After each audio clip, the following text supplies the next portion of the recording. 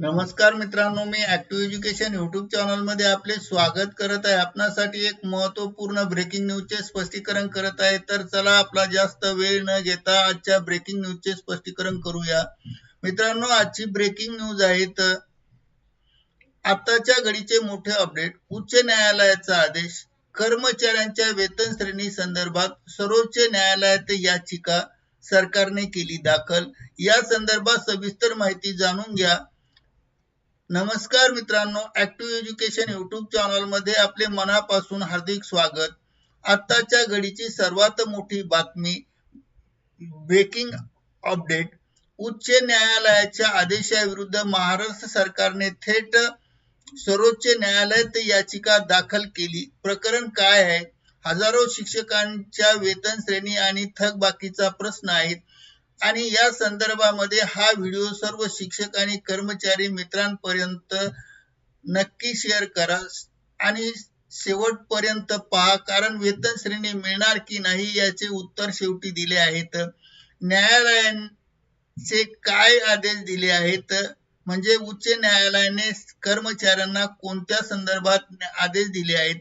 8 मे 2026 रोजी मुंबई उच्च न्यायालयाच्या नागपूर खंडपीठात ऐतिहासिक निकाल दिला आणि त्या निकालात असे म्हटले, मुद्दा क्रमांक 1, समान काम समान वेतन। न्यायालयाने म्हटले की समान काम करणाऱ्या शिक्षकांना वेगळे वेतन देणे ही भारतीय संविधानाच्या कलम 14 मधील समानतेच्या अधिकारांचे उल्लंघन आहे।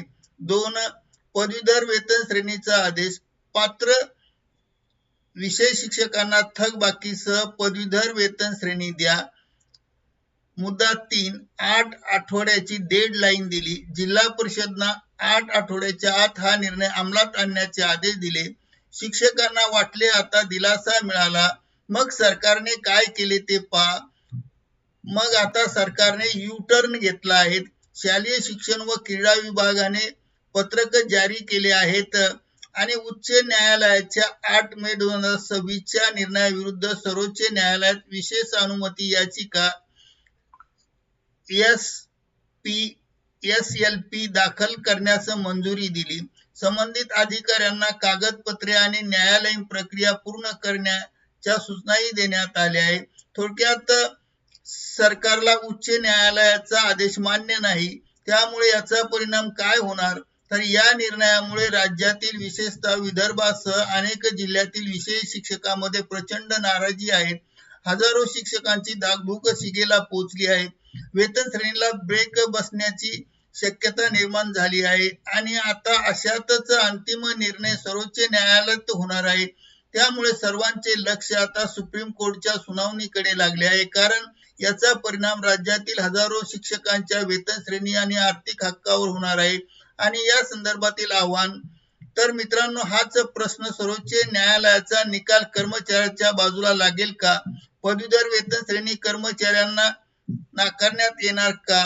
तुम्हाला काय वाटते हे कमेंट बॉक्स मध्ये नक्की सांगा। व्हिडिओ आवडल्यास लाईक, शेअर आणि सबस्क्राईब करा। ऍक्टिव्ह एज्युकेशनला सबस्क्राईब करून बेल आयकॉन दाबा आणि नवनवीन अपडेट प्राप्त करा। अशाच अपडेटसाठी सोबत राहा। धन्यवाद। Thank you very much.